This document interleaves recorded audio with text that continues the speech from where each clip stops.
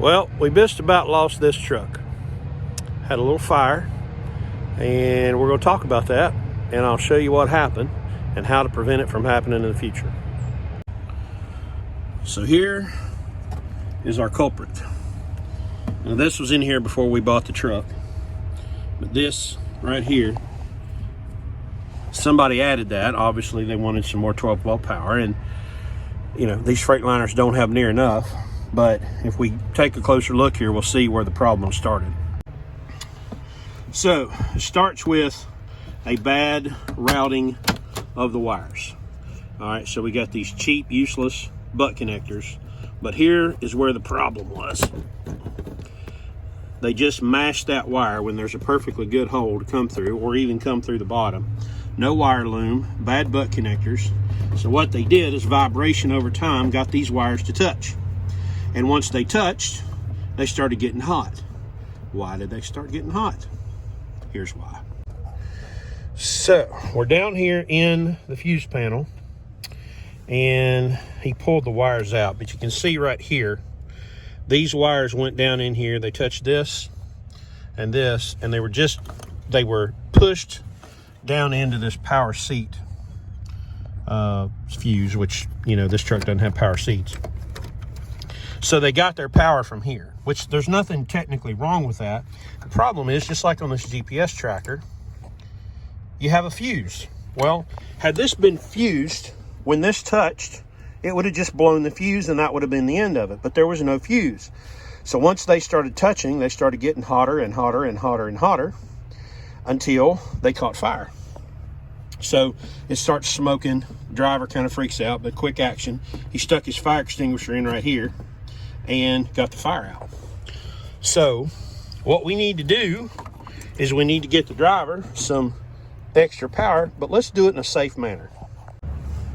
Now here is what we're going to use. This is an ATA circuit, okay? So what this does is you push this into that existing fuse slot, and it gives you a wire. Then it has fuses in it. We got some fuses, and we also have some wire loom to protect the wire. Okay, so let's look at this a little closer. So as you can see here, this plugs into the fuse slot in the fuse box. And then you have slots for two fuses. One, this one right here, is for this. So let's say you use the one for, I don't know, the power seat. All right, and you had a power seat. Well, this allows you to replace that fuse, so that circuit is still fused. And then this bottom one comes out here to this wire and gives it a fused source. All right, so I put the fuses in there. So that power seat was a 30 amp. So I'll just put that in there for reference. But that way you can continue to have that same circuit fused. And then you have, I put a 15 amp fuse on this wire. 15 amps should be more than enough to run a cell phone. And then all I have to do is plug that in, run this wire down to the red wire, run a ground wire, put them in loom, properly secure them, and we have a fused circuit that's not going to burn the truck down. All this stuff right here costs $20. Now, let's talk about the tools that we need to do this job. These are tools that every owner-operator, truck operator should have in their toolkit. You need a test light, you need some wire tools, cutters, strippers, crimpers, quality heat shrink butt connectors, and a cigarette lighter. I prefer a windproof cigarette lighter because the regular one's a good way to burn your thumbs. All right, so we need a good pair of cutters. We need wire stripper, like $3 at Harbor Freight. Wire crimpers.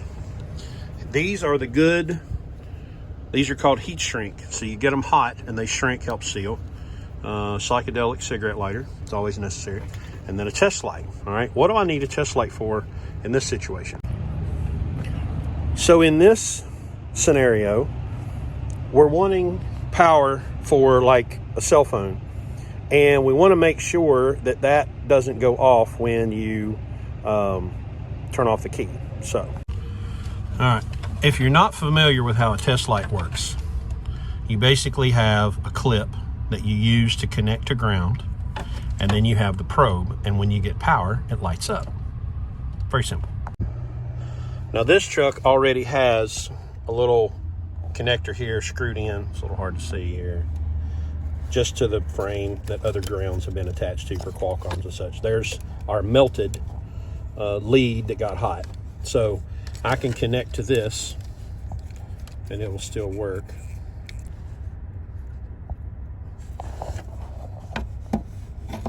Now I'm looking for key off power. And there we go. So the key is off.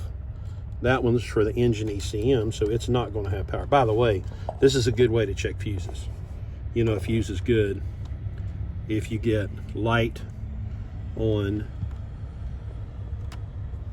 both sides. Ah, I have a bad fuse. Look at that. See, I'm lit up. And then when I touch the other side, oh, no, there it is. All right, see? So that fuse is good because I can touch both of those little silver things on there, and that tells me that the fuse is good. All right, so now let's go. Is this power seat power on all the time? Yes, so that's the one I want to use. So I will connect my, and if you look here, I go to the other side. There's nothing because it's not fused, okay? So let's insert that. All right, so I've got my little add fuse, and I'm gonna stick that down in here. Actually, I'm gonna turn it the other way.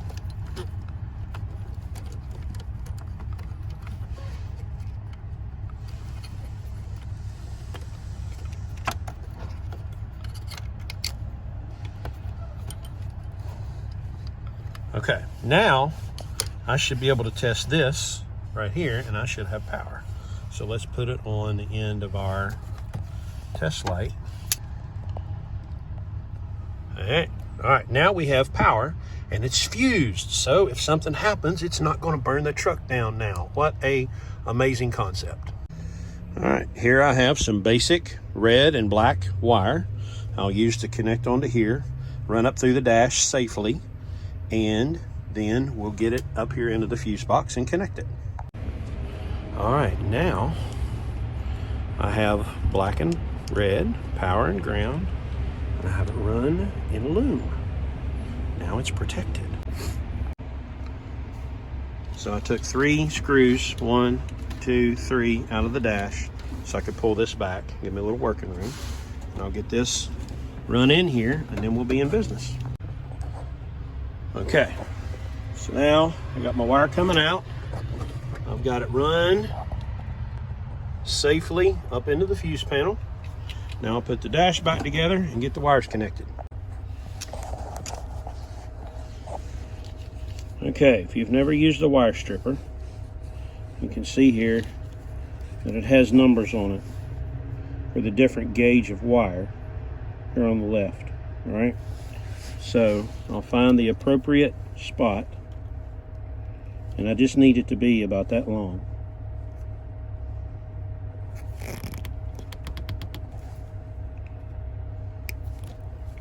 All right, there we go. Now, twist the wires, and then slide your connector on, and then hold it tight so it doesn't slide out. Then take the crimpers and crimp it so it's good and tight, and then do a little test pull and make sure it doesn't come out. I'll do the same thing on the red one and then connect it. Okay, now that I have the connector on there, I'll use my psychedelic cigarette lighter to get that hot.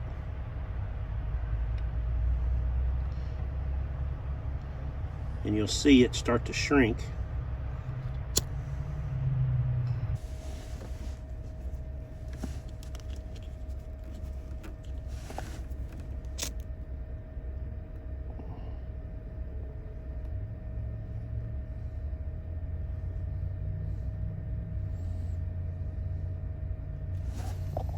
All right, now you can see that it has sealed that connection, which is mainly important when you're outside and doing an exterior, but these are always the best ones to use.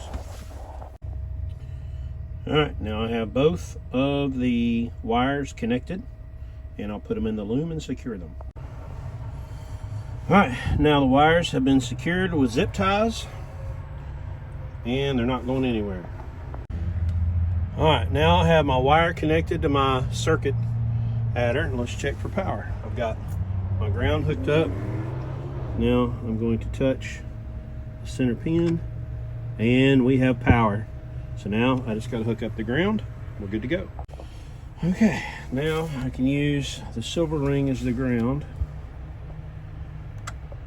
And we have power and we have ground. So now we have safely and effectively run an extra power outlet without the risk of burning the truck to the ground. Took a little bit of time. I don't know, I've been here maybe 30 minutes, 45. But we're safe. Always take the extra step. This stuff is easy to do, but don't get in a hurry and start taking shortcuts and end up burning your truck down.